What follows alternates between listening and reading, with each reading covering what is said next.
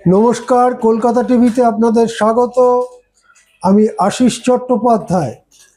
আমরা দেখতে পাচ্ছি ছাত্র জনতার সরকার বিরোধী বিক্ষোভের পরে ধর্মেন্দ্র প্রধানের মন্ত্রিত্ব পদ থেকে ছেড়ে যাবার পরে একটার পর একটা ঘটনায় সরকার কেবলই ব্যাকফুটে চলে যাচ্ছে।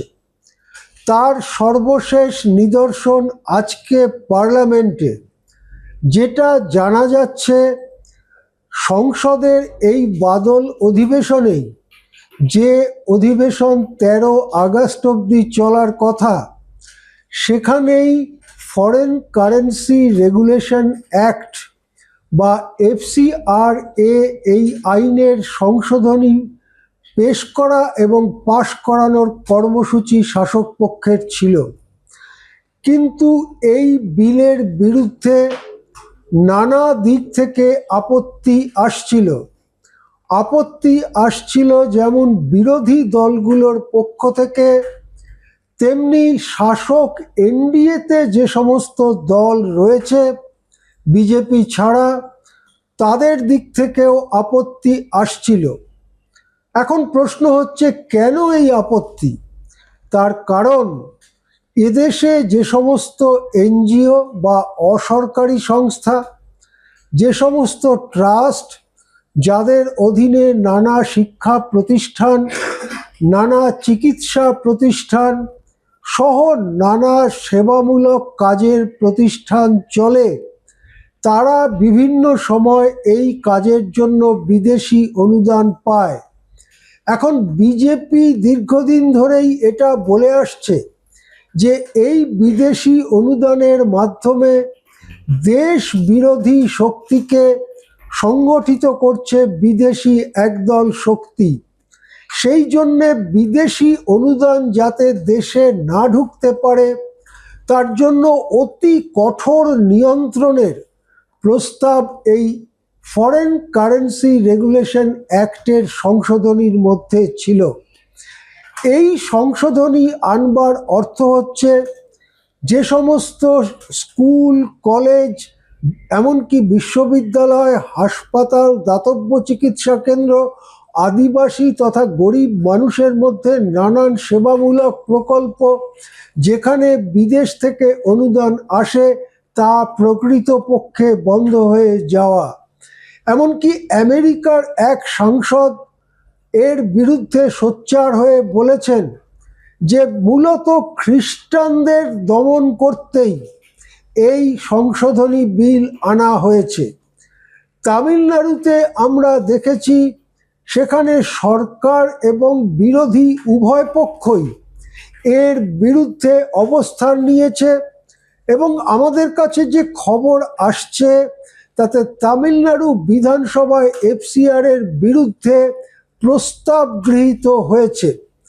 আমরা দেখতে পাচ্ছি শরদ পাওয়ারের NCP থেকে শুরু করে আরও বিভিন্ন দল, এমনকি NDA-র অন্তর্ভুক্ত জনতা দল ইউনাইটেড, তেলেগু দেশম পার্টি, এই দুই পার্টিরও এই বিলের সংশোধনী সম্পর্কে যথেষ্ট অস্বস্তি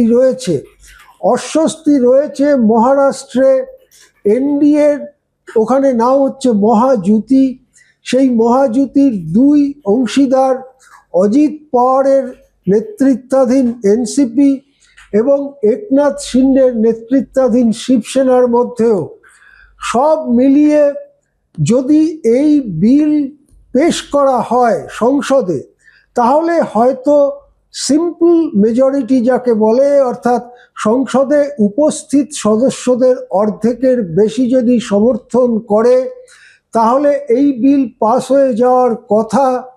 শেষ পর্যন্ত হয়তো সেভাবে এই বিল পাসও হয়ে যেত, কিন্তু সরকার এখান থেকে পিছু হটতে শুরু করেছে। আমরা আগে কলকাতা টিভিতে এই খবর করেছিলাম যে বিল তারা বিশেষ অধিবেশন করে আনতে চাইছে, যে বিলে লোকসভার সদস্য সংখ্যা বাড়ানোর সংস্থান থাকার কথা, যে বিলে মহিলাদের জন্য 1/3 আসন সংরক্ষণ থাকার কথা, তার বিরুদ্ধে বিরোধী পক্ষ একজোট হয়েছে।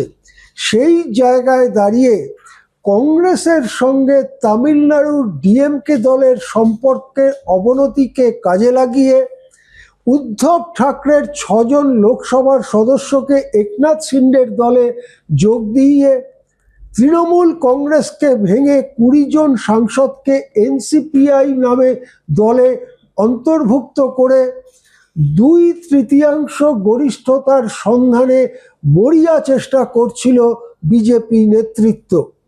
কিন্তু যদি এই বিলে সর্বসমক্ষে লোকসভায় ডিএমকে বিরুদ্ধে ভোট দেয়, এমনকি আরও কোনো দল যাদের পক্ষে আনবার একটা সম্ভাবনা বিজেপি নেতৃত্ব দেখতে পাচ্ছিল, তারা যদি বিরুদ্ধে ভোট দেয়, তাহলে যে পরিবেশ তৈরি হবে রাজনৈতিক ক্ষেত্রে, তাতে সংসদের ডিলিমিটেশন অর্থাৎ সদস্য সংখ্যা বাড়ানো এবং মহিলাদের 1/3 সংরক্ষণের যে প্রস্তাব নিয়ে আসতে চাইছে এনডিএ, তাতে বড়সড় ধাক্কা খাওয়ার সম্ভাবনা। এই পরিস্থিতিতে যেটা জানা যাচ্ছে, আজকে একাধিকবার লোকসভা হট্টগোলে বন্ধ হয়ে গিয়েছে।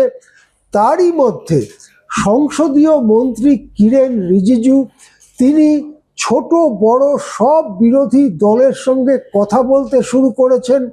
একটা ঐকমত্যর চেষ্টা করছেন কিরেন রিজিজু।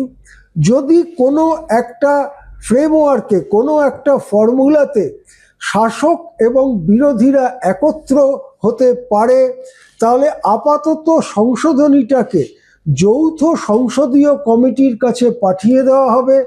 যৌথ সংসদীয় কমিটি বা জয়েন্ট পার্লামেন্টারি কমিটি, যেটাকে জেপিসি বলা হয়, সেখানে গিয়ে এই সহমতের ভিত্তিতে সংশোধনীটাকে পাল্টে সকলের পক্ষে গ্রহণযোগ্য করে সংসদে পেশ করা যায় কিনা, সেই সম্ভাবনা খতিয়ে দেখতে কিরেন রিজিজু সকাল থেকে সন্ধে পর্যন্ত দৌড়ে বেড়াচ্ছেন।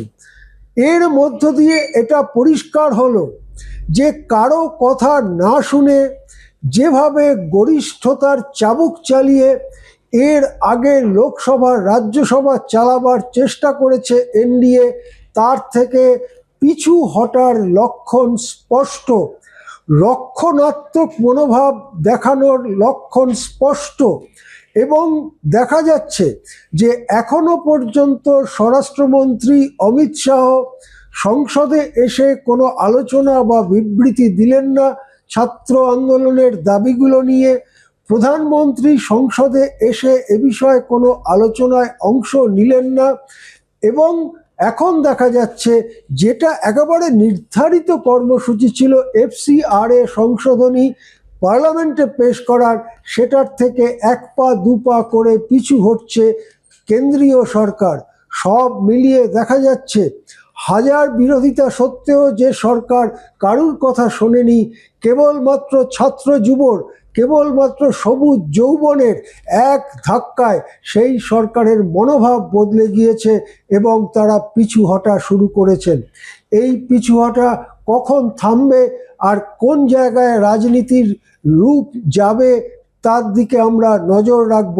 একটা কথা ঠিক, যখন সময়কে বুঝতে কেউ অস্বীকার করেন এবং ভুল পদক্ষেপের ফাঁদে পা দেন, তখন যে কাজই করেন সেটাই ভুল হয়ে যায়। এর আগে আমরা এর উদাহরণ ভারতীয় গণতন্ত্রের ইতিহাসে অনেকবার দেখেছি, অনেকবার না হলেও কয়েকবার দেখেছি। আমরা দেখেছি ইন্দিরা গান্ধী তার গদি বাঁচাতে কিভাবে জরুরি অবস্থা জারি করেছিলেন 1975 সালের 25-26 জুন রাত 12টার সময়, এবং তারপরে ইন্দিরা গান্ধীর জীবনে কি কি হয়েছিল সেটা আমরা জানি। এই সরকারও কি সেই রকম রক্ষণাত্মক দিকে চলে যাচ্ছেন বা ভুল পদক্ষেপের দিকে যাচ্ছেন, অথবা তারা মানসিকভাবে দুর্বল হয়ে গিয়েছেন, তাদের শির দ্বারা দিয়ে ঠান্ডা স্রোত নামছে, ঘটনাটা কোথায় যাচ্ছে সেদিকে আমরা নজর রাখবো। আমরাও আপডেট দিতে থাকবো কলকাতা টিভিতে। এখন এ পর্যন্তই, দেখতে থাকুন কলকাতা টিভি।